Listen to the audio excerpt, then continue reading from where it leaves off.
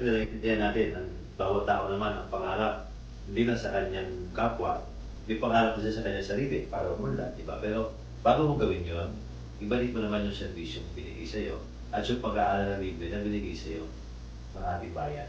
How will you also encourage them to stay, especially sir? Meron tayong rule, ang ginawa na rin namin sa pamatasan, ang tawag ko namin doon tumpasan.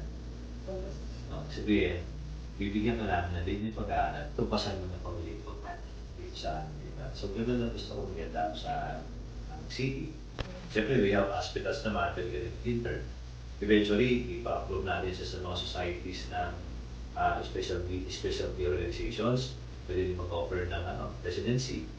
So, malaking bagay po yun na doon mag-residente rin po yung ating mga magagamot. Isa sa ibang lugar sila mga residente, kung mag-specialize sila. So, papilbay natin sila ng commitment na hindi ka mag-aaral sa pamantasan.